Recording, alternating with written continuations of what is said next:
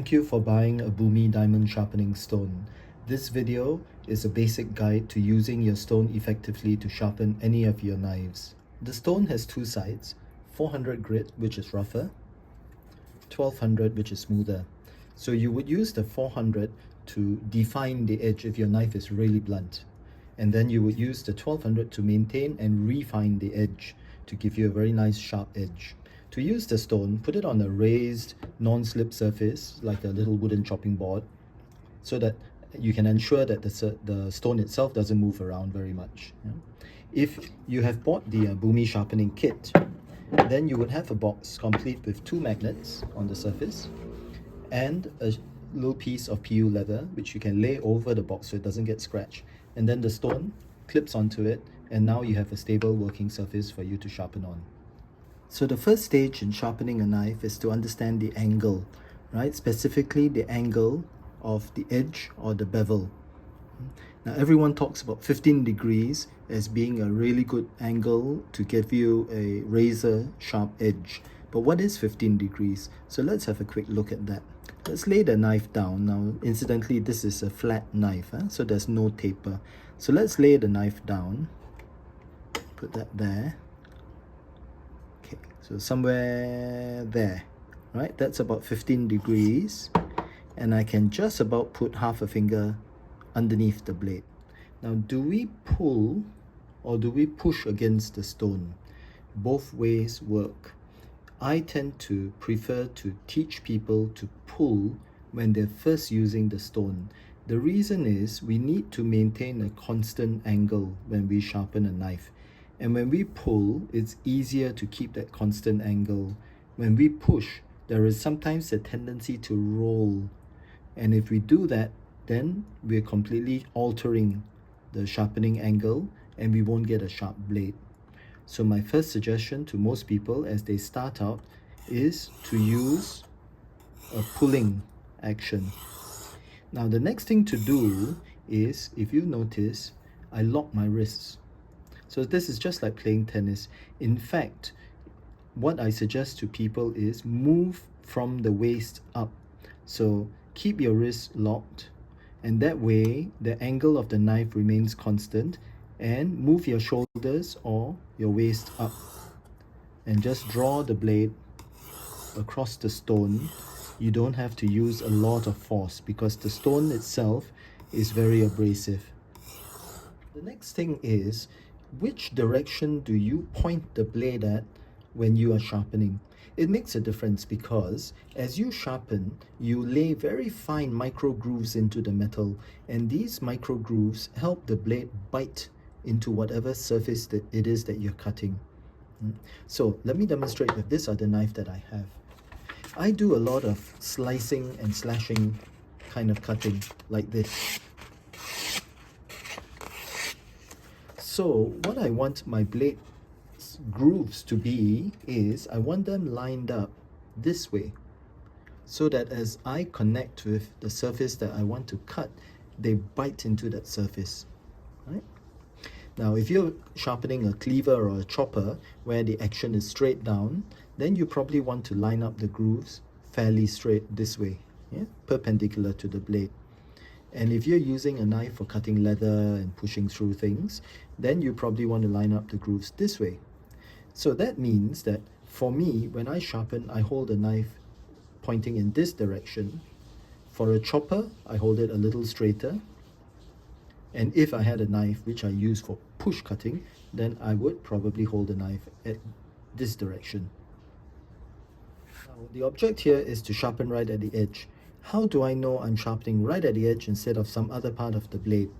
What we do is use a marker pen, draw a line right at the edge of your blade like that.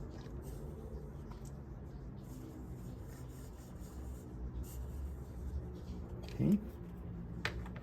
And then when we sharpen the knife, whatever is erased or sharpened away, that indicates where exactly we're sharpening. All right, so let's have a look at that, and then let's start sharpening.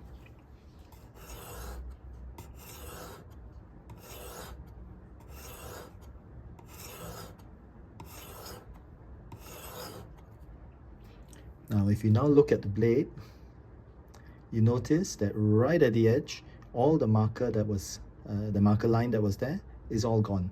So I've been sharpening right at the edge, which is good. So now I'm going to repeat for the other side. I won't use the marker this time for the demonstration, but I'll just draw the blade across. Okay, so to sharpen on the other side, I turn the stone a little bit so it's more comfortable for me. Hold the blade, same angle as before. Use 2 or 3 fingers depending on the size of the blade to put even pressure across the blade, and then push it across.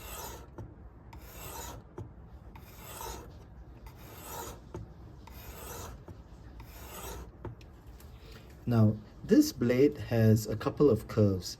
This is one, and then there's a very slight curve up here as well, what we call a recurve. It's not so easy and straightforward to sharpen here. So what happens is, to account for these two curves, as I sharpen this part of the blade, I'm actually holding the knife up this way, higher, right? So that I've got the 15 degrees along that line, and then as I go, the knife comes down to 15 degrees along this line. And then for this last bit, because if I just draw it across here, it may not actually make contact with the stone, so I go to the end at the corner, and this corner helps to sharpen that part of the blade. So if you have a knife like this is the technique. If you have a straight edge knife, then there's no real problem. When you sharpen a knife, you bring the metal to a very fine point, and as you rub it, as you sharpen it along the stone, a little bit of that metal is going to curl over, right? And that's good. That means you're sharpening right at the edge, right? But you need to get rid of that bit of metal, and that bit of metal is called a burr. So we need to smoothen it out. And how do we do it? Well, we use something called a strop. Now, the strop is basically a bit of leather on a piece of wood. There are 2 sides to it. One is the hide and one is suede. So if you want, you can use the hide as it is. What I like to do is to use the sharpening paste or the honing paste that comes with the strop set, and then rub it and cake it onto the suede side till there's a lot of it. And what this does is, this polishes the metal, right? So the strop does 2 things. Number 1, it cleans up the burr that you have. So as you rub it along the strop, it cleans up that burr. And number 2, it straightens and polishes the edge of the blade, making it super sharp. So how do you use it? Now, after sharpening on the stone, take your strop, bit of honing paste, and then hold the blade at the same angle that you sharpened at, right? And run it along the strop, so away from the edge, right? So make sure you cover everything. You don't have to put a lot of force into this, just a little bit, both sides. And what this does is it cleans up any burr that may still be there, and also polishes the edge of the metal. Okay, so shall we now test and see if this knife is sharp enough? So let's get a bit of paper.